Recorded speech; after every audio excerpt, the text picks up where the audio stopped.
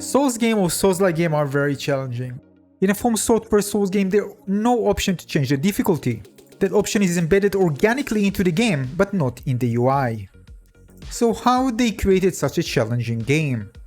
Well, it's mostly about the animations in attacks of the enemies and what basically they expected the player to do and how to make it harder for the player to actually react in time and basically avoid getting hit.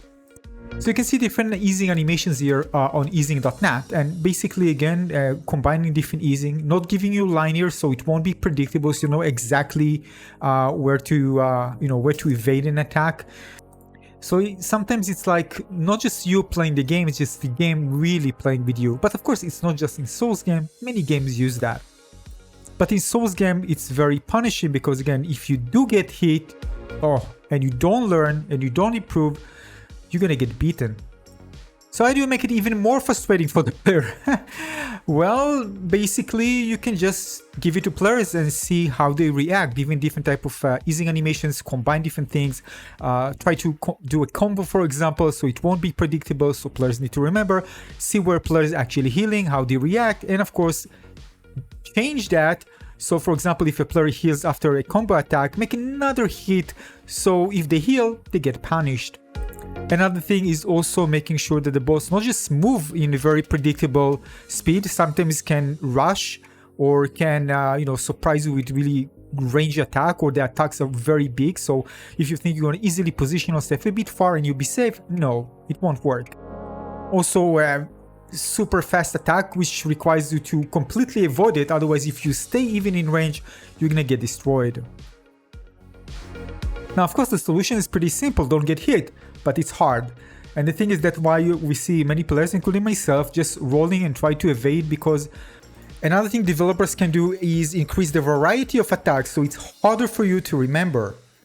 Also making so the sequence of attacks won't be predictable, so they can change and mix and match one after the other.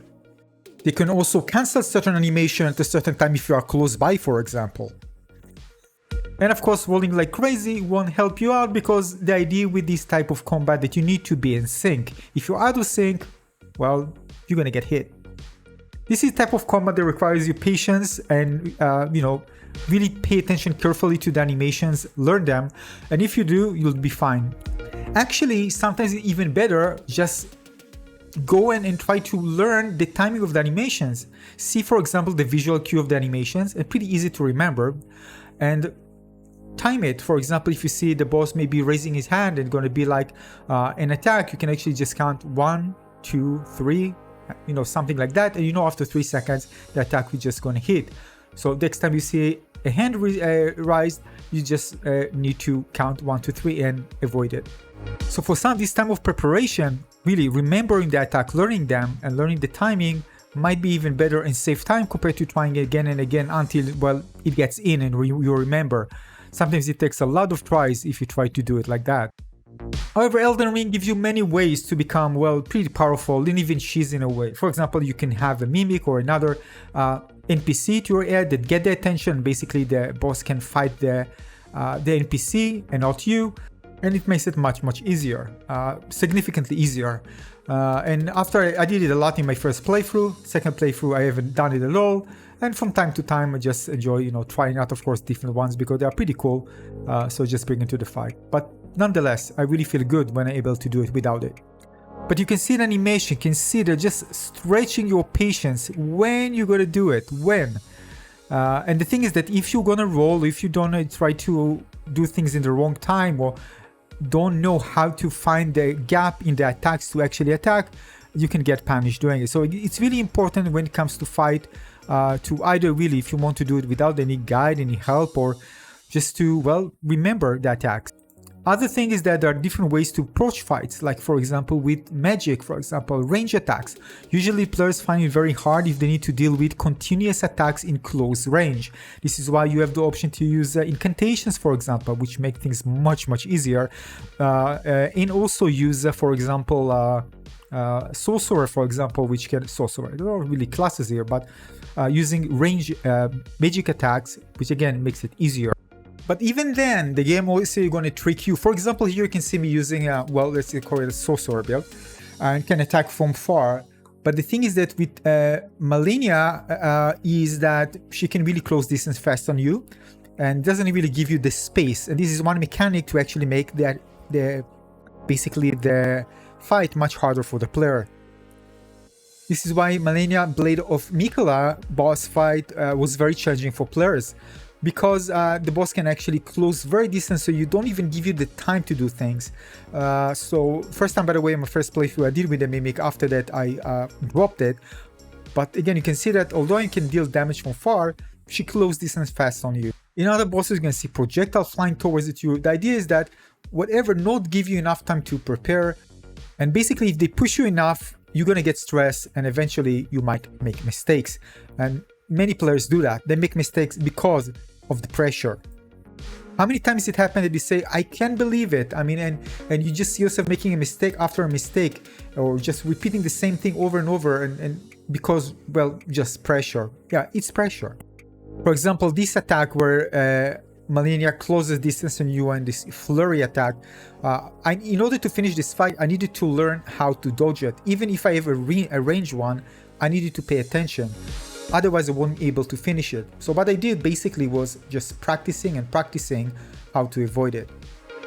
I can assure you, the first time I actually saw it, I thought, there's no way I'm going to remember this. There's no way. Get the Mimic out. Enough is enough. Yeah, but of course, after trying it several times, and basically it was pretty easy to avoid, and it didn't take me long to learn how to dodge it.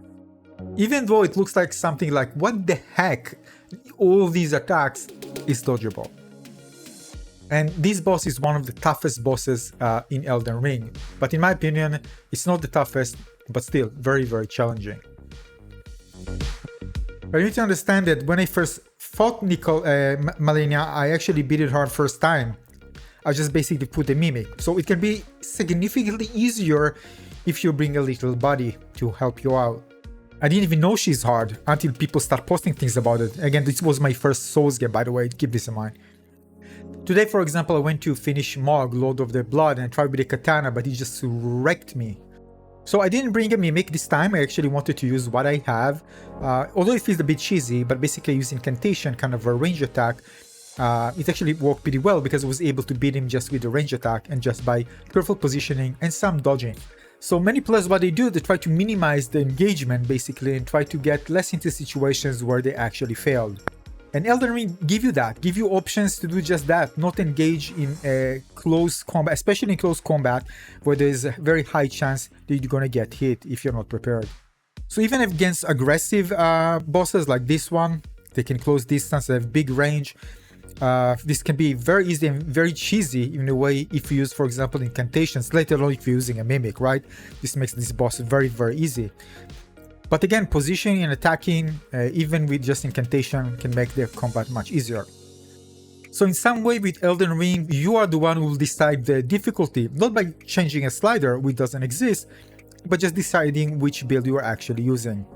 If you decide to bring an aid or not. So there are ways to make the game much, much easier. I want to say super easy, although sometimes it does, depends on what you're actually using.